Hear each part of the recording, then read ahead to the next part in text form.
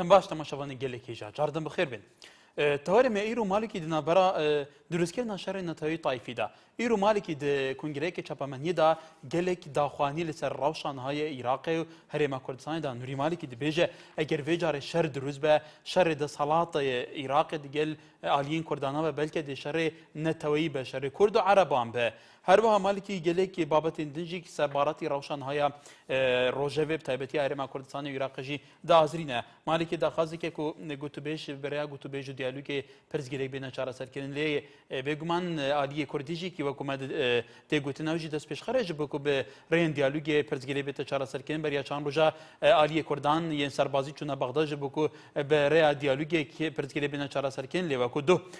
وزارت پیشمرگی راگاندی کو او نگش نتو لحفظ نکرد دیگه عالیه بغداد عالیه سربازی بغداد و کادو بیشن کافالیه هشتا اراده تاکرویه به سپاندن تاکرویه د نافانده بو هر وای جان مالکی لکنگره روزمایه که لبغداد ساز کرده بو پیشنهاد باریمی کردستان که بو پیکنانی هزیکی امنی لخلکی نوشادا براکان لگلمانوی بازگاه باشکانی نام پیشمرگی سوپای عراق با برای کتونامه پیشو هوش داریجی دل هر گیرساندنی ململانی بردانبون او وتیشی هرش باشی که مالکی که اگر امجاره شر دروز بید وکو سردمی بعثنا بید که لدجی دا صلاة دکرا بلکو امجاره دبیت شر نتوی کرد و عرب ام لدواني نوري مالكي تاشان ما ترسيدار لسر واقعك فعلا وكو لا شاباماني شابيني لا استادا بطيبتي عربي سنة كليست عراقية تعبير لإرادي زورينة عربي سنة اوان لجل سياسات زوربي سياسات كاني مالكينينا بلكو معارضيشن جل جاران لجل ليسيا وبيماني كردستان لجل تياري صدر بيكي وريكتون لسروا بيشتر وكو هولي لسانا يمتمانا لمالكي دا دجي سياسات كاني مالكي بن او نتوي كمالكي بس بشي كالشيعة كان بشي كالشيعة كان وبشي كي ديكي لسنة كان كالجيال اودان ام فعلا همو عرب لجل اراسي بيد كنوي نوري مالكي كشارينا توي دروز بهمويان بين بالاو وشاري كرد بكن بله استاش لخدمتي ورقتني سرنجي ودام يكم بيوندي عثمان لحاجه وفرمو باش سرچاوم مرز باشی فرمو دست باشی برنامه کنده دکم سپاس فرمو دیارم توری اوروزو گرینگا بله پێویستە بەڕاستی میلەتی کورد و سەرکرداری سیاسی کورد یعنی ئەم لە دوانێمانیی هەڵسەنگێنە بەرەوەی مەمۆزوعا زۆر پێویستی بە چاکسازی ناو سەرکرداری کورد هەیە ئێستا کورد بۆ خۆسەرۆکی هەرێم بەبێ پرسی پەرلەمان بەبێ پرسی سەرکرداری سیاسی کورد سەفەر دەکە بۆم لاو بۆ ئەولا دەسە دەرەوەی وڵات ئەمە وای کردووە کورد بکاتە دوو پارچە بێمانێکی ئێستا ئەم دەرفەتەی قۆستۆتەوە ئەم دەرفەتی قۆستۆ بۆ ئەوەی بتوانێت ینی ئەم شەڕێگە ئێستا دەیکە دژی زیاتر سونەیە بەڵام کورد خۆی کردووە قەڵغانی سونە بەڵێ بەڵێ سپاس بۆ بەڵێ بەڵێ بەڵێ کاک عوسمان سپاس بۆ تۆ سەنگەر لەو لێرەوە فەرموو باشی کاک هەکار سەرچاوە کاک سەنگێ کرێمکە لەسەر تەوەری بەرنامەکەت بەڕێزم بەڵێ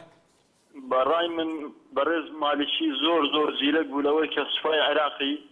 زۆر احتیمام پێدا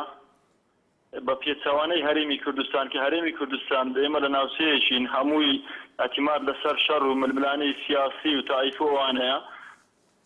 هەرێمەکەی خۆمان زیاتر احتیمامی بە کارەکانی خزمەتگوزاری و خزمەتگوزاری هاوڵاتیاندا بەڵام بە پێچەوانەوە نوری مالکی لە بەرامبەر ئەو هەموو هێزانە عێراق زیاتر احتیمامی بە چەک و بە سلاح و بە ئەوەدا بۆیش نوری مالکی لەو ڕوانگەیەوە زیاتر سەرکەوتنی بەدەستی نایە و توانیت ببێتە هێزی یەکەم و داکۆکیش لەوەی دەکە مالکی جارێکی تر لە دەسەڵات بێتە خوارێ ئەوەیان یەکەم دووەم تشتیش سەبارەت بە هەرێمی کوردستان هەرێمی کوردستان نزیکەی 20 ساڵ حکومڕانی تا ئێستا یعنی نەیانتوانیوە هێزەکانی پێشمەرگە لە هەرێمی کوردستان یەک بخەن دووەم تشتیش موچەی هێزی پێشمەرگە کەمترین موچەیە لە نێوان فەرمانبەرانی هەرێمی کوردستان بەڕاستی هەرێمی کوردستان هەرێمی موظفینە هەرێمی خزمەتگوزاریە بە هیچ چاوەڕوانی ئەوە نەبین بتوانین بەرگری بەو ئاستەشوڕە لە هەرێمی کوردستان بکەین بەو هێزە شەپڕێوەی زۆر بەڵێ سپاس مام قادر لەو لێ فەرموو ئەو کاتێک باش هەموو کاتێکت فەرموو برام ئەوەلەن خۆی ئەمە کە وەفدی عەسکەری ماناردۆ بەغدایە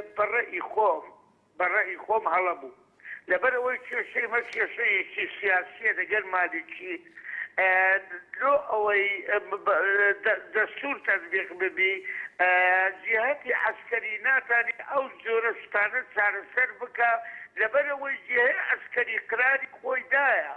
ئەوان وا بەمە دەرێن بکسێنەوە هەتا قوشتەپەی ئەمە دەرێن ئەنگۆ ئەو قووا دزلەی ڕەفزکەن نەیهێنن لەبەر ئەوەی معناوەیە مالیکی ئیعلانی شەڕی کردیە نە ئیمانی بە دەستورە نە ئیمانیشی بەوەیە چارەسەری کێشەی غاز و نەفت و ئەوانە بکرێ نە موچەی پێشمەرگە ئیمانی پێ هەیە ئەوجا ئەمان دەستمان بڕایە لێرەدا مالیکی ئیعلانەکی شەڕی کردیە بەبێ ئەوەی پرز نە بە بەرلەمان بکات نە بە کەس بکات تاگڕەوانە وا کار دەکات بەمەش دەرێ لە مەتیقە سلێمانی دەبێ هەتا بانی مەقام بکشێنەوە لە هەولێر هەتا معناوەیە ئیعلانی شەڕە لۆ ئەو وارسی سەدام حوسێنیە برەخۆزای سەدامی لەوانە پیاوتر بوو دەگەڕێت بەڵێ سپاس سامان لە جاخو کەرەمکە ئەلوودان باش باشتر سپاس بۆ تەوەری بە بڕاستی سپاس هات بینم کو دەستێکیژی سڵاو و ڕێست تایبەت بۆ هەر پێشمەرگەیەکی کوردپەروەر ئەبر و کولبەرسنگێ سوپای دیجلە کو ڕاوستوێن و کو زاروکی کو ماڵ و هێلان پێخەمەت بۆ ئازادکردنا هەرێمێکی یانچی بۆ ئازادکردنا دەوێت ڤەقەتیای ڕاستی مالێکی ئەس بینم دیکتاتورێکی گەلێک دیکتاتوری یعنی ئەس قەت بینم وەسا هەر بێنێکی یان هەر گاوێکی یه مسئله که دیجی نتوان کرد راد بد. ابرو دامداندن هزار دیجلا و صبایی برینا مجمع پیشمرگیت سان کلیا پس واقعی عسکری کلیا نظام یا کی و صبایی وقتی بیشتر در که ننینه کردال بغداد روز به روز آلوزی تخنا بین هرمی بغداد. اشخاص بین که هم کرد یک هلویست و یک دنگوی بین و یک سنگ بین بیگمان کسی نشد کردا بشکند. و داخلش همین لعنت سیاسی و هر کرده که قلوان آدیا دا قلوان آدی شد که خدان و یک سنگ و یک دنگون دابشن بسنگی هدش میده که بگیرم. بله سپاس فایق لخانقی نو فرمو کاک فایق سردار لشاری سلیمانی فرمو واره باش کاکا سر چاوم دەستخۆشی بەرنامەکە لێ یەکەم سپاس فرمو بەنسبەت تەوەرەکە تۆ بەڕێی من بە هەڕەشە و گوڕەشەی مالەتی ئێمە هیچ کاتێ ناترسین ئەو چەپوچۆڵی کە بە ئێمەیە ئەویش هەر ئەو چەپوچۆڵی پێەیە بەڵام پێشمەرگەی ئێمە لەبەر هینی ئەوانە زۆر خۆڕاگراوەکو ئەوانی ئەوانە ڕۆژانە بە هەزارانیان لێ هەڵدێ و ڕائاکا بەڵام هێزی پێشمەرگەی ئێمە بە موچەیەکی کەم ئێستەکانە لەبەر بەفر و باران و ساد و سەمای لەوێ دانیشتووە چاوەڕێ ئەمری سەرۆک بەرزانیەکە 8 دقەیەکی سەرۆک بەرزانی ئەمر بکە چەنە لەوێ چۆن ئەمریکا ئەچێ بۆ ئەوێ تر بۆچی ئەمە ئابێ لە مالێکی بترسین بەڵام هەندێک خەس هەیە تەلەفۆنەکە ئەڵێ مالێکی وا مالێکی وا وەڵی بە قەنەعاتی من ئەوانە لە مالێکی زۆر خراپترن دەستخۆشی بەرنامەکە بەڵێ سپاس بۆ تۆ سەرتیب لە چەمچەماڵە فەرموو ئەم کاتە باش سەر چاوم برای بەڕێزم مەگەر مالیکی ئەڵێ لە نێوان دروستبوونی شەڕی نەتەوەی و شەڕی تایەفی ئێمە بمانەوە شەڕی نەتەوەی و شەڕی خاکمانەوە هیچ حاشا هەڵەگەر نییە کێشەی ئێمە کێشەی نەتەوە و کێشەی خاکە بەڵام من بە دڵنیاییەوە پێتەڵێم لەو ڕۆژەوەی ئیمامی حەسەن و حوسێن شەهید کراوە شیعە و سوننەی عارب لەناو هاوانە بیکوتی نابن بەیەک وەکو تەیرەکەی ئیمامی موسا لە یەک جیا بنەوە بەڵام لێرەدا ئێمە ئەوەنە ڕەفەن لە سەرۆک بەرزانی ئەگرین وەکو کاک عوسمان وتی پێ بۆ دەرەوە باشە ئەمە بۆ ڕخنە لە مالیکی ناگرین خۆی وەزیری دیفاع خۆی وەزیری ناوخۆیە خۆی قائید العامە خۆی مدیری بانقی مرکزیە خۆی ڕئیسی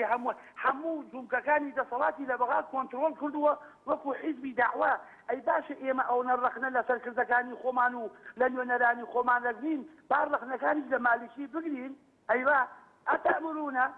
ئەی با ئێمە ئەوانەی ڕچاو بکەین بەس کاتێکیان نابێ برای بەڕێزم ئەم پیاوە پیاوێکی تاکڕەوە پیاوێکی شمولیە پیاوێکی عەسکەرتارێتیە پیاوێکی سایەتیە پیاوێکە سرف مەلالی شیعیە لەسەر ئەوامرەکانی ئێران کارەکە ئێمە بابەت ڕخنە لە خۆمان و لە سەرکردەی خۆمان و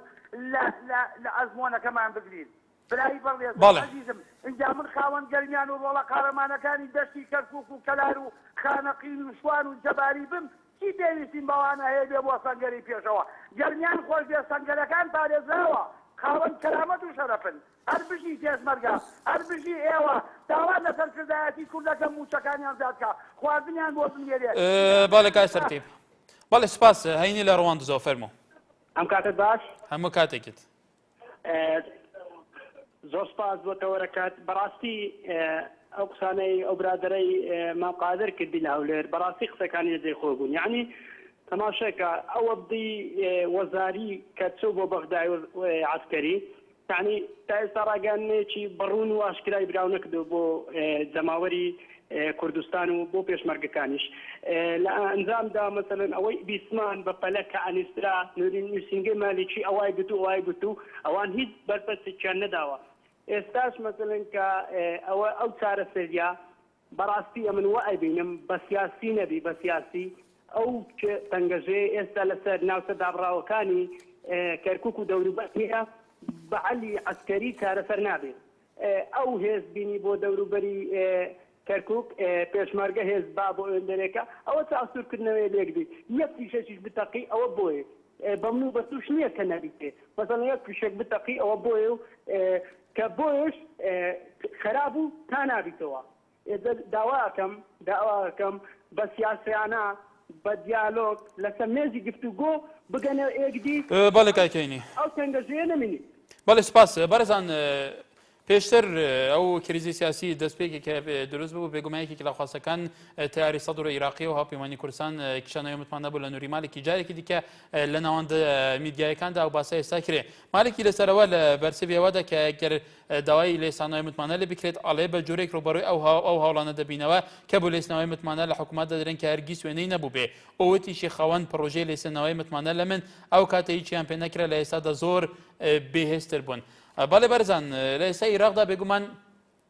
نوجەیفی ئۆسەما نوجەیفی سەرۆکی پارلەمانی عێراق کە پێشتری سەردانی هەولێر کردبوو سەردانی مالێکی کردبوو جارێکی دیکە لەگەڵ مالێکی کۆبووتەوە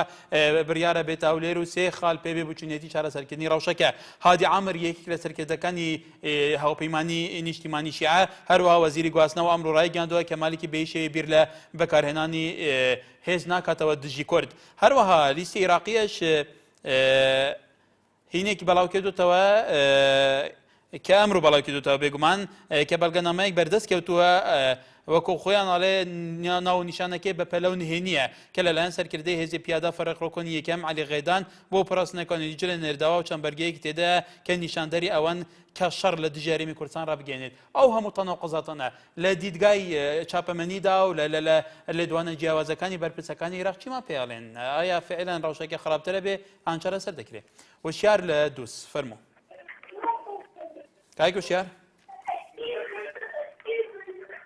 وشیار لە دۆست ئەم کارێ باش برام هەموو کاتێکی ڕەوشی دۆست چۆنە والله الحمدلله ئێزما زۆر باشە لە خوا بەزیاویە جوڵەی هێست لە دەوروبەری دۆست چۆنە والله الحمدلله باشە واتی پێشمەگە لە ئێمەە زۆر چاکە سەرکەوتی ئینشەڵڵا بەڵێ فەرموو بەڵێ کاک وشیار دەستخۆشی ئەو لەو پێشمەرگانە هیوا هاتنە بۆ حیمایەمان دەستخۆشییان یەکەین زۆر ڕێزیان ئێگرین و ئێمە ئەو پێشمەرگا برای ئێمە هەموویان ئێمەش لە پێش ئەوە لە پێشمەرگە ئێمە خۆیچی ئەتای ئێمەش ڕاستێکمان نیوە هیچ حکومەتێکیشتیمان بەڵام کوردین و لە بێش پێشمەرگەوە هەرچی شتێ بێ ئێمە بەڵێ باوکی محەممەد لاڵە بچە فەرموو قوربان فەرموو هەموو کاتێکێت دەستخۆشی بەرنامەکە لە یەکەم وەڵام من تێبینیەکم نۆری مالکی لە ئێران بوو ئێمە پێشمەرگە بووی نێنە ئێمە لەگەڵ ئێمە چاوساقیان بنەمان هاوردنە کوردستانەوە بۆ منتیقەی هەڵەبجە شارە زور بەڵام بەداخەوە وەفاقی مالکی بوو داواکەم لە هێزی پێشمەرگەی کوردستان نییە ئێمە چۆکمان بۆ سەردامدانەنا وەڵا جوندی عەرەبم گرتووە بەو قورئانە قەسەم بەخوا نووسا بە پێڵاوەکانمان نەمخستووە بەڵام لەمەولا ئەوەی عەرەبیە وەڵا نییە بە زنجی سەرێ بڕم خۆمە دوو قوڕمامان لێم بۆ شەڕ و داواکەم لە بەرپرسانی خۆمان بە قسەی مارکیال نەخەڵەتێن ئەڵێن وەفتێکە نێرە عەلە ئاساس کە بەڵێ باوکی ڕێکەوتن بکەن و بەڵام ئەوەیە کە ئەڵێن متمانەی لێ ئەکسنێرێتەوە فێڵێک بکە بەڵام بڕای پێمەکەن بەڵێ سپاس ڕەوا مالیکێ ئەنووسێ لەسەر تووری کۆمەڵاتی پێیجێنارتی وەکو حاکم لەتیف فەکوخی ئەڵێوتی کە بەرگەی 2 هەفتە ناگرین شەر لە شەردا من وەکو خۆم ئەڵێ مالکی بێتە سەر کەرکووک و سلێمانی هەولێرەیەشی داگیر بکات و قاچ لە ماڵەوە نایەنمە دەرەوە. هەروەها هەڤاڵ شێروانی شەنووسەیە دروستبوونی ئەم کێشانە تەنها لە بەرژەوەندی مالکیە بۆ ئەوەی پێگەی جەماوەری خۆی بەهێزتر بکە. هەروەها ڕەوا هیرانی شەنووسێ بەڕای من ئەو شەڕە هەر دەبێت بکرێت بەڵام ئەم شەڕەی نەتەوەی نییە بەلکو شەر بەروکی گرتوۆنی لەسەر دەسەڵاتە. هەروەها هێژایان کاروان باڤیچی دنویسە مالکی دەبێت بە ناوێ دەستوری و دموکراسیە تێ بیتە دیکتاتۆر لە عێراقی دەبێت کورد وێ چەندێ ئەستۆپ بکەن و ئەگەر نە دێگەلێکێندنجی دیفیوەکیوی. بەڵێ عیمات لە شاری کەرکووکەوە فەرموو. کارتان باش. هەموو کاتێکت کاکیمات. من وەکو ڕەشەیدێک سازام خەڵکی گەرەکی لە حیماوە من ناسراوم بە عیباد دەسراوم. بەڵێ بەڵێ کاکیمان فەرموو. دەربارەی ئەم وەزعا ئێمە کەڵکی کەرکووکی باوکمان لە ناو کەرکووکە عیدام کراوە و لە شێخ حەیدر ڕێژاوە. بەڵێ ئێمە خۆمان بە نسبەتی خۆمان وەک حەزب نا ئامادەین بە منداڵەکانمانەوە دیفاع لە خاکی کەرکووک بکەین بە هەموو شێوێ. بەڵێ کاکیمات سوپاس بۆ تۆ بەڕێزان تەوەری ئێمە لەسەر ئەو لێدوانەکەی نووری مالکی ئاڵەیە کە شەڕ ئەمجارە بێ وەکو شەڕی سەردەمی بەحس سەردەمی حکوومەتی پێشووی عێراق نابێت لەگەل کورد وەکو خۆیان لە کێشاری دەسەڵات بوو لەگەل کورد. ئەمە شەڕی نەتەوەی ئەبێ شەڕی نەتەوەی واتە شەری عەرەب و کورد ئەبێ لە کاتێکە کە لە ناو شیعەکان خۆشیان تەناقوزاتی زۆریانەیە وەکو دیمان پێشتر سەدڕیەکان هەوڵدا متمانە لە مالکی بستێنەوە. هەروەها لیستی عێراقیە کە تعبیر لە پڕانی ئیرادەی سونەکانەکە عەرەبی سونە لەگەل سیاسەتەکانی مالکی دانینە. ئەم قسەکانی مالکی تا چەند مەترسیدارە پێویستەی چی بگرێت ئەمە تا چەند زەنگێکی مەترسیدارە لەوەی کە عێراق شەڕێکی تایفی و شەڕێکی نەتەوەی بێنێتە ڕۆژەوە. هەروەها ئێمە پێمان باشە بە شێوەیەکی مانتقی لەسەر مەتکایە لەسەر ئەم تەوەرە قسە بکەن. جابر لە زاخو کێرم کە ئێوەی بۆش بڵە باشتر بووتە من پشتەوانیە پێشمەرگەی کوردستان دەکەم. لێ تەوەرێمە سەرهەندێنیە تەوەرێمە نووری مالکی بێژیتن شەڕ ئەگەر vê carê şer bî dê şerekê neteweyî û taîfî bît gelû dîtnate fi'len di nihaya Iraqê da nakukî çi nakukî nabeyna Kurdan wekû netewe û Ereban hene gelû. Dîtme min înşallah di malekî faşelînde û malekî zîtirîn dem dê kevetin وەکی سەدامی دیکتاتۆر و هەر دیسان شیعی خۆشی دەیاریونە و سنیجی نەیاریتونە و ئەم وەک خەڵکی زاخۆ پشتەوانیا خۆ بۆ بارزانی و پێشمەرگی کوردستانê بەڵێ سوپاس بۆ سەرنجاتە. هێژان تەوەرێمە بەحسی هەندێک کرد مالکی سەرۆکە زیرەن عێراقیە بەرپرسە هێزین چەکدارە ئەڤروکە تەسریحێکی چەپەمەنیدە دنەوە تەسریحی داهمیل سەرکەریزانە بەینە هەرێما کوردستانی بەغدا بوو. ئێکش وان تشتێن کوجێ سەرنجڕاکێشە سەروەستانیە دەبێژیتە vê carê şer bît şerê Kurdan û Ereban ne şerê desthilatê û Kurdan e. Ev ta çend xetera Îraqa pêkhata Îraqa pêketeyekê firena tewî fira taîfî ye. Gelo ev heya çandê zengekî metirsidar e ji bo ku fitne ji wekû çavdêr dibêjin ji sîraatê desalatê û veman didava desalatê û sepandina pêgehê xwe vê servê hesabê veguhêzî bû sîraekê neteweyî ya taîfî di Iraqê de ku hemû dema Kurdan jî şer digel Ereban nekir bû şer digel desalata Iraqê dikir bû di navxanda Malîkê xwe jî bejar bû di vî şerî da ji bo ku wekû hingî digotin nîzameke diktatûr li Iraqê bû gelo niha bû raşwaye. Belê باوکی کوسرت لکلکچی بله فرمو ئێوەرە باش بەقڕ سەرچاوم باوکی کوسرت فرمو بەسەبارەت بە مالیکی شەڕی شەخسیە لەگەڵ مەسەدبارە نەک شەڕی کورد و عەرەبان ئێنگۆ دەیکەم بە شەڕ و کورد و عەرەبەوە بەڵێ ئەمە شەڕی شەخسیە لەسەر نەوتە کاکە ئەم شەڕیاکەن ئەگە حکومەتی خۆمانە حکومەتی مالیکی ئەمە شەڕی شەخسیە لەسەر نەوتە دەیکەن لەسەر کەرکووکە دەکەن نەک شەڕی کورد و عەرەبە ئێنگۆ بووی دەیکەن بە شەڕ کورد و عەرەب بەڵێ سوپاس بۆ سەرنجی تۆ شێخ ستار لە شاری سلێمانی بەڵێ شێخ باشی کاگە هەکارجان سەرچاوم شێخگیان فەرموو دەست خۆش بۆ بەرنامەکەشت سپاس بۆ تۆ من لەسەر ئەو ڕۆ کۆنگرێ ڕۆژنامەنووسی مالیکی ئێمە مێژوویەکی دوور و درێژمانەیە لەگەڵ عەرەب هەموو کات عەرەبی چاک برای ئێمە و لە عەرەبا چاگەیە و لە کوردیشا چاگەیە و چاکوکراو لە هەموو شوێنەگەیە بەس کاگەکار من یەک پرسیارەکەم لەم خەڵکی کە دەیەتە سەر ڕاگەیاندەکانم قساناکە ئایا ئەم گرژەیە کە دروست بووە تو ئەو خوایە سەرکردەکانی ئێمە پیانوتین لەسەر چییە؟ کاگەکار ئەمە پرسیارە تو ئەمە پرسیارە و ڕوونیکەنەوە باشە لەسەر عیب نییە تاکەی سەرکردەکانی ئێمە بەڕای تۆ شێخ مادام ئەو پرسیارە لە لای تو دروست بووە کاوڵەتی کاریمی کوردستان بەڕای تو لەسەر چییە؟ کاگە هەکار ئێمە با واقعی بین ئەم شەڕە شەڕی پۆست و شەڕی دەوتە با سەرکردەکانی ئێمە هۆشکەنەوە ئەبوایە ئێمە هێزی پێشمەرگە پێش لە هێزی دیجلە و کۆمەڵی هێز باشتیەکەن ئێمە بمان بردایە دووس و حەمرین ئەو کاتە مالیکی هێزی بێنایەتە بەرەو ڕووی ئێمە لە 2003 تا 2013 ئێمە بە گفتوگۆ و بە نازانم کۆنگرەی ڕۆژنامەنووسی و بە هاوپەیمانی و بە پەرلەمان و بە دەسەڵات و بە بەکارهێنانی سەر و کۆمار هیچ شتێکمان نەبوو هیچ نەتیجەیەکمان نەبوو توخوا عیب نییە سەرکردەی کورد لێرەوە بچێ بۆ لای مالیکی ناڵە مالیکی خۆی نییە کاکە دەسەڵاتی خوار مالیکی ئێمە با مالیکی وەکو دێوەزمە پیشانی خەڵک نەدەین ئەبوایە ئێستا لە بەغداوە بەهاتایەوە داوای دانوستانی لە کورد کردایە نەکورد بچێ بۆ ئێوە دانوستان کە هەیدا هەیبێدا ئەم سەرکردانەی ئێمە شەڕی پۆست و پارە و سەروە دەکەن هێزی دیجلە کاگەکە نەفەرە کاگەکەر مەجاڵم بە یەک قسە بکەم داوا ئەکەم سەرکردەکانی کورد واز لە دانوستان بێنن هێز بەرنە ئەوێ بەغات بێت داوای دانوستان لە کورد کا بڵێ گەری کورد ئێوە چیتانەوێ سەرکردەی کورد ئێوە چیتانەوێ ئەو کاتە باسی ئەوە بکەن بڵێن وەرن بەڕێز نووری مالیکی نەوتمان بۆ جێبەجێ مەکە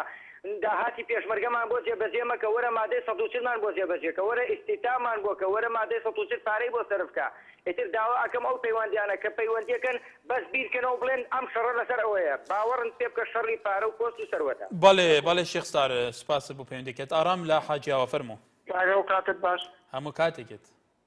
برای بەڕێز من وەک پێشمەرگە قسە دەکەم بەڵێ شەڕی کورد و حەرەب هەر بۆ خۆر هیچ نییە تا شەڕی لەگەڵکردن ئامادەم گیانی خۆم فدایکەم لە خاچ لە پێناو کوردستانە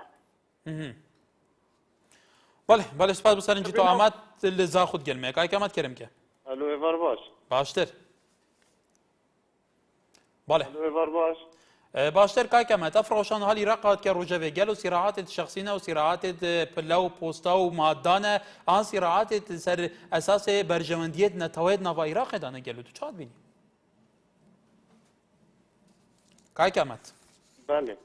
راستی از وسطیم او کسی کنو که تلفونت کن بطریوان کسانن اوید کو جبان و چپی نچیبی و همیوان او کسانن کو ابحرید کرد و جبان باشه هذا كان جامد وصل جابون بنا هيك وهر يبدون شرد نوبرا كرد وعربان دا باشه بوشي عم كرد دي شين بو دا صلاة خواهم دي خبسيجين ودي مظاهراجين بوشي عم سر شركي خميرناجين وناتشين سر حديدا وعم دي شرب دي شركين وسلحة بيجي دي سلحيجي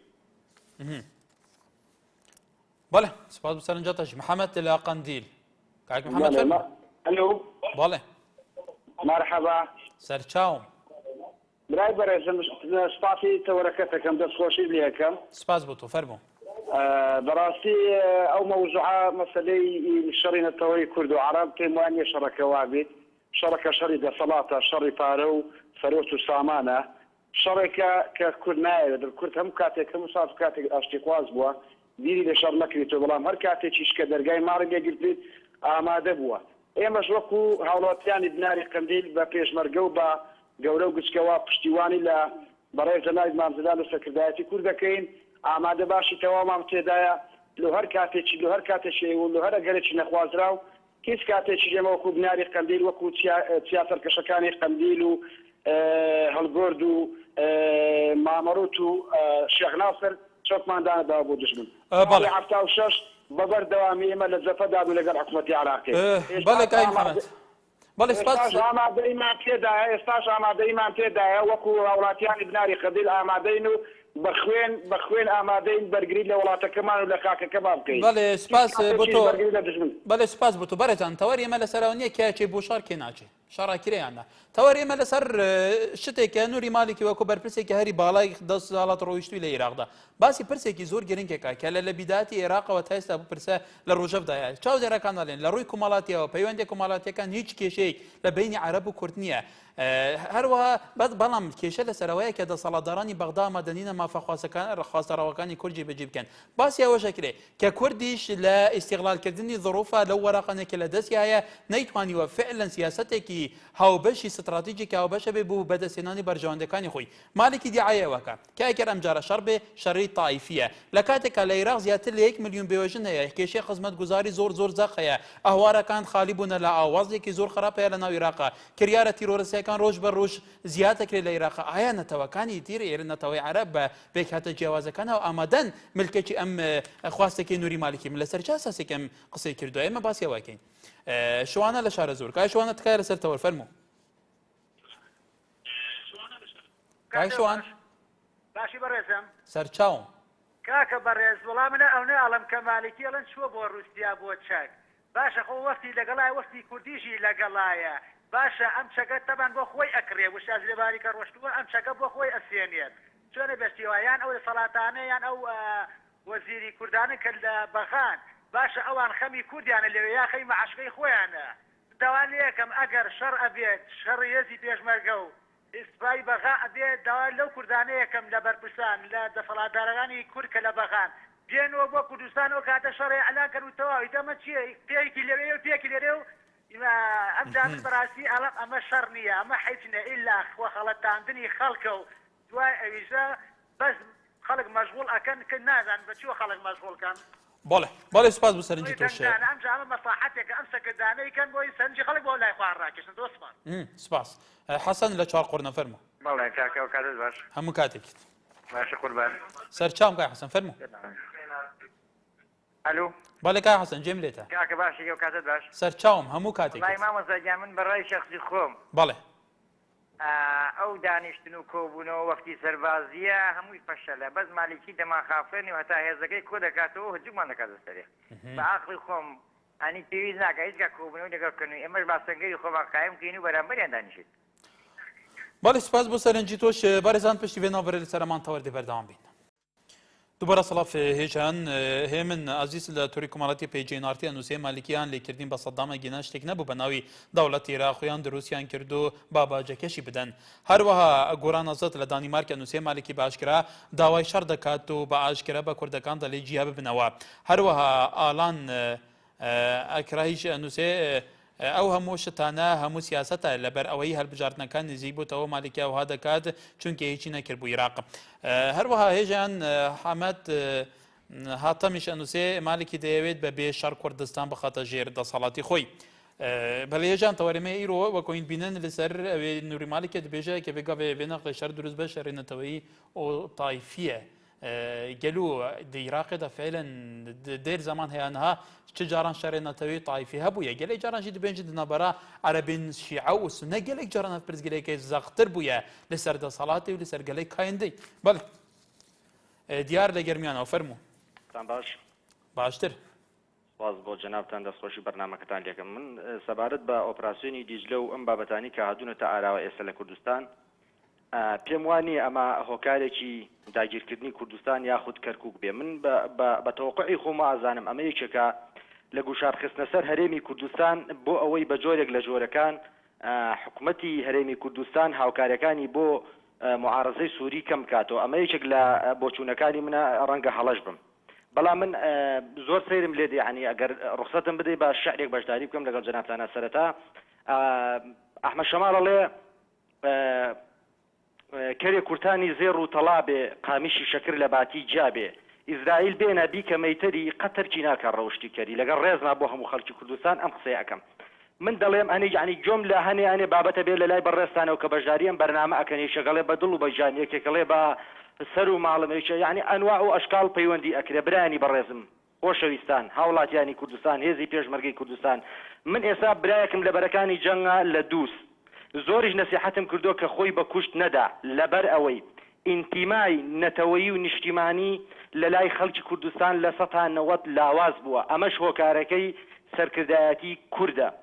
ئەگەر لە ئەوڵەوە بە پێشنیارەکان و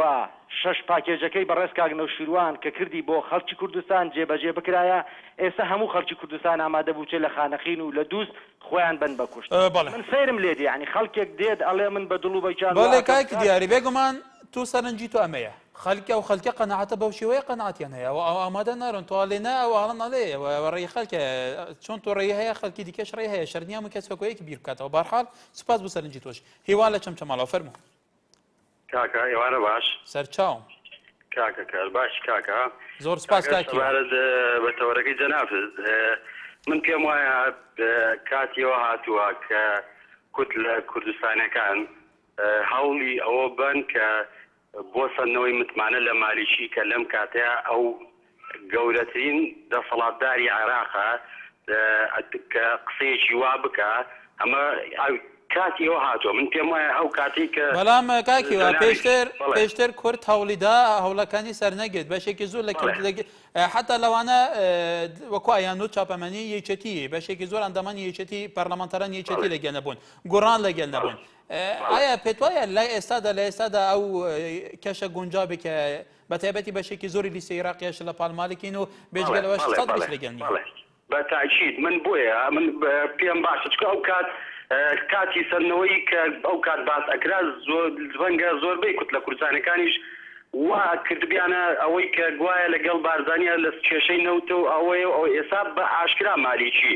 خۆی قسەیەکی وای کردووە کە لە گەورەترین پۆستی باڵای عێراقایە بتوانێت ئەو قسەیە بکە ئیستاد کاتی ئەوە هاتووە کوت لە کوردستانەکان کە بە یەک دەنگ قەنەعەت بە کوتلەکانی عێراقیش عەرەبی سوننە بێ یا شیعە بێ کە گفتوگۆ دانیشتنیان لەگەڵا بکەن بۆ سەرنەوەی متمانە لە مالیشی کە کاتی خۆیەتی ئیستە کاتێک گونجاوە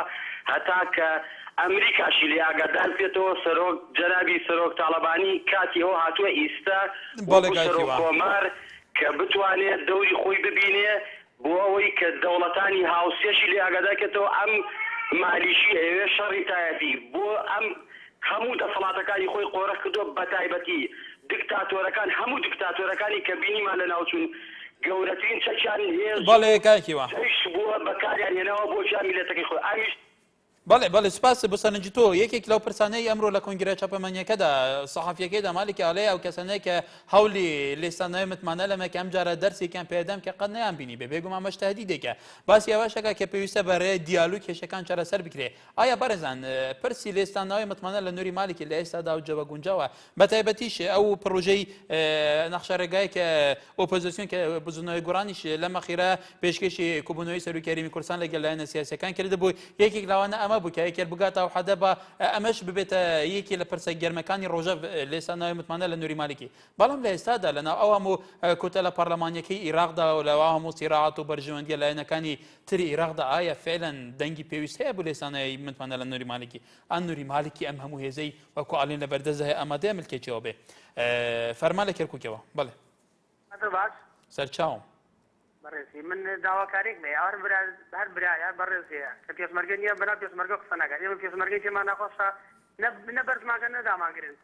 ئێمە وەک هێزی پێشمەرگە ئامادەین هەموو دەقەیە بەچەم هەموو هێزێکی ئەوەی بەرامبەر بە حکوومەتی هەرێمی کوردستان بەرامبەر بە کوردستان بەرامبەر بە خاکی کوردستان دژادیمانگە دژادێکی ناوچاو ئەمە یەکە خاڵم دووەمی خاصم هەنە برابەر تەلەفۆنەکاڵێ ئەمە کێشە شەخسیە کاکە ڕاستی کێشە شەخسیە بۆ دەرسوی کێشە شەخسی چیە براکەم ئەوە کێشە شەخسیە نوێری مالکی هەموو جێشێکی ئاوردا دوێنەکە دوو فەرقێتری ئاوردا نوێری مالکی بەتەمای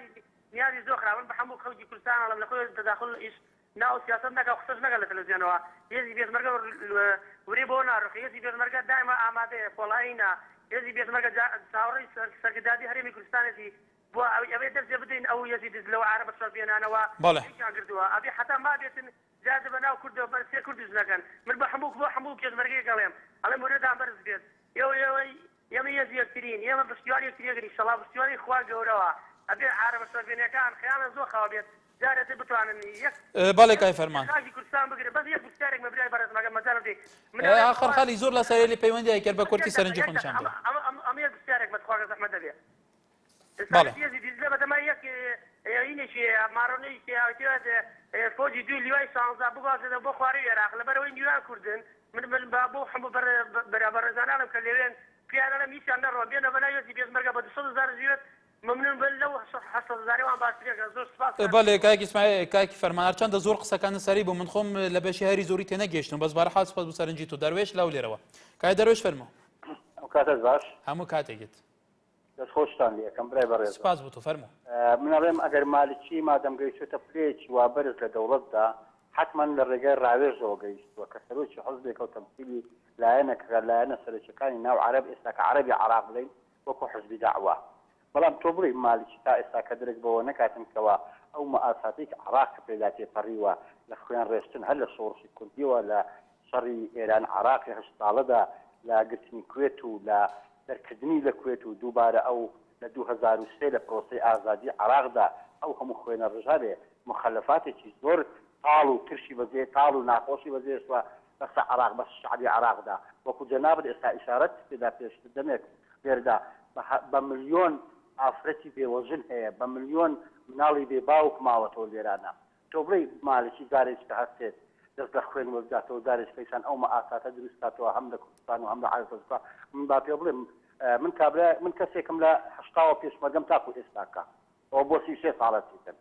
زۆر مەئاساتم دی زۆر شەڕم دی زۆر خوێنم دی زۆر لێ بەڵام لە شەڕێکا کرابی ئەگەر بۆ فترەی سەعاتی سەعات و نیوەکە لە کوردستاندا کاتی خۆی یاخود لە پرۆسەکە بازە هەرە گەورەکە وەسەط و جنوب دایەتی و ئێستاش لەو شەڕەدا هەمان باز ئەوان دەیدەنەوە تۆ بڵێ مالێکی ترێک بەوە نەکات جارێک کە خوێن بڕێزێتەوە یاخود من ناوێم بە سیغەیەش کە شەڵێمەوە باچی تر مزایەدا بەو تەحەسوداتی دەیشتی سیوانەکە نە لە لای ئەوانەوە زیاتریش لە لای بەڵێ کای دەروێش ئادەی پێ نەکرێت و شتەکان واضحە و نە شەڕ ئەبێ نەچ ئەبێ بەس ئەوە شتیکەوە بەڵێ وەکو کای دەروێشە لە بەرزان تو بڵێ عێراق لە بیداتی دروست بوونە تا ئێستا هەموو کاتێک شەڕ و شەڕۆمەیل و ماڵ وێرانکردن زۆرترین ئەسلیحەی نەواوی و تەکنۆلۆژیایی پێشکەوت و لەم خاکەیە بەکار هاتووە تو بڵێ عێراقانی وا لە ناوچاوانی عێراق لە شانسیان وڵاتە نووسێبێ کە تا ماوە هەر شەڕتەیە بێ بۆ ئیرادەیەکی بەهێز نییە بۆی ئەم شەڕە بنەبەر بکرێ و یەکێتی گەلانی عێراق بچەسپێنرێ وەکو چاودێرەکان ناڵێنی تر ببڕێتەوە ئەم ڕەوشە نەمێنێ بوت هەر سەر هەڵاداتەوە ڕەوشەکە عەلی لە شاری سلێمانی کاک عەلی فەرموو کاک عەلی ماشي بەڕێزەکەم سەرچاوم بەڕێزەکەم یەک پرسیارم لە تۆیە بەڵێ ئەلو کاک عەلی لە خزمەتدان فەرموو ئەلو ماشي بەڕێزەکەم سەرچاوم بەڕێزەکەم یەک پرسیارێکم هەیە بەڵێ کاک عەلی فەرموو پرسیارێکە بکە ئامادەمە خۆم بە کوردم بۆ سەرنج هەرێم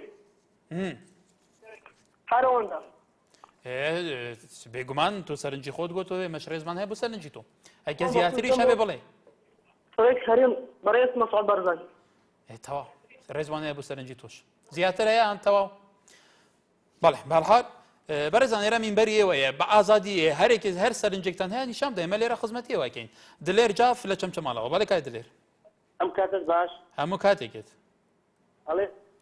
کێ ئەڵێ کەرکووک شاری کورد نییە بابێ بۆ لای من گەرنامەت نییە بە پیاڵەیە نەوت جەستێ ئەتوێنم با بە گوڕگوڕی پێ ئەناسێنم بەڵێ ئەمە شاعری خۆتان بەڵێ بەڵێ دواتر من وەکو پێشمەرگەی ئامادەم دوا دڵۆپەی خۆم لەسەر هەموو ناوچەدا بڕاوەکان دوا دڵۆپەی خوێنی خۆم بڕژم وەکو پێشمەرگەیەک هەموو گیان و خوێنی خۆم ئامادە ئەەکەم لە پێناو خاکی هەرێمی کوردستان و هەموو ناوچەدا بڕاوەکان ئیتر زۆر سپاس بەڵێ سپاس مقدەم عەلی لە حەمرینەوە بەڵێ هەموو کاتێکت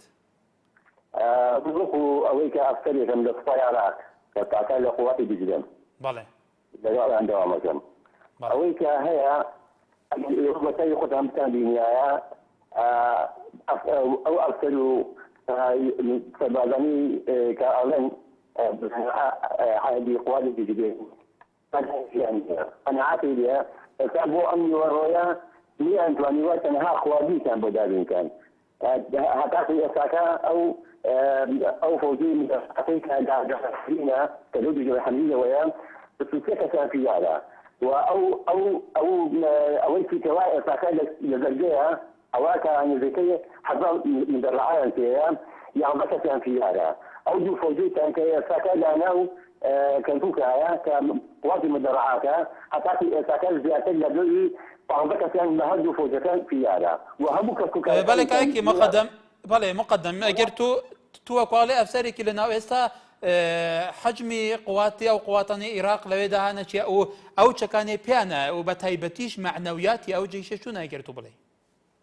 قناعتي هي معنويات انا جيتك شويه اول معنويات اوانيه انا توحيد شواناي شيانيه يعني بس انها يتقبل كاميان تسليمه يعني اواني كاسا المالكي عليه ما سبي كل عربتين قناعتي اوان حنيان انا بينا على اجل تقبل يكفي بدك ان ما نخرج به ما زي السنه ما نريد اي مسكر كان بوهيش كثير بالمالكي اواني كهي قوتي في راسه قوتي في زخمه بلام هيك كاناي شانيه هيك هيك كانتين اوانيك بكابتي ساعد كتابي دكاتي بالا مكانها خلينا تركان ولا او جاوي اوانك اخوان تسين كانوا اخوان يتقان بو يعني هيك كاناي بله مقدم بله مقدم علي لحمرينا وكوخويا لي بارزان افسريك لنا سوبي عراق ايشاكابي غمانيو خوتان جيتان لسرنجيبو بهرحال بيشراو ل خاندەکان ئەو کاتە دۆزرام سەرچاومەونەوە توزێک خاندەکان لە کام شوێنەکە پێشڕەوەکە بکرێ خەندەکە سەر بە سلێمانیە لە ناوچەی قەڵاتزێ ها خۆشحاڵین فەرموو بەڕێزی چاینی وەڵا من وەک پێشمەرگەیەکی فەوجی چوار ئامادەم لە ڕێی کورد و کوردستان ئامادەم لە هەر چوار پارچەی کوردستان گیانی خۆم بەخەتکەم ئێستا حالیان من ئەوە تقریبا 23 شەوە لە دەوام داما ئامادەم هەتا 1 ساڵکەش لە دەوام دابم هەر لەسەر ناوچە دابڕاوەکانی کوردستان بەڵێ سپاس بۆ سەرنجی تۆش بارزانە بە دوا پەیوەندی بۆ طبعاً دنها ڕەوش بڤی ئەوایەوە کو هیند بێژن بۆ چونین جیاواسی نەکردن تەسریحاتی جیاواسی نەکردن داماندەمدا ئیرادەکە لە جەم هەندێک سەرکردان هاتن و چون هەیە بۆ چاوەتیە چارەسەرکردنا ڕەوشەی گەل و ڕەوشی بەرەفچێ گەیت ئایا وەکو مقدم لە حەمرین گوتی دنهادا دناوا جێیشە عێراقیدا و وەکەوەی گوتی ئۆپەراسیۆنی دیجلە معنەویاتێن ڤیان گەلێک خاڤن و گەلێکی فیراتکەن دڕاڤن گەلێک جێیشی دنافاندا ئایا دناوا عەرەباندا دناوا قایدەی جەمهوری عەرەبیژیدا تەیدا vê qisa axifna Nûrî Malîkî tê tekirin ku tijariya Kurda Ereban hadi Iraqê hebît. An tijarîkirin li ser şêwazê birêvebirina desalatê û pêdana mafên netewên cuda cudayên Iraqê wekî xwe. Belê heya sibehê em tewerekî dîdat xizmeta da bin her şad û bextar bin. Êvar baş.